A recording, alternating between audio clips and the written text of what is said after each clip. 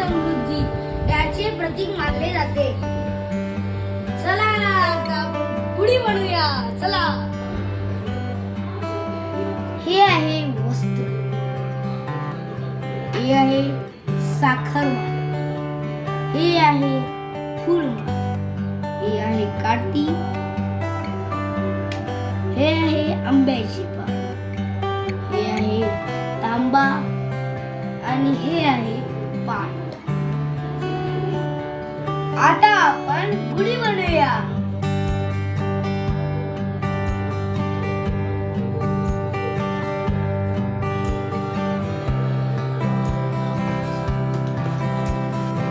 तुम्हाला नवीन वर्षाच्या हार्दिक शुभेच्छा.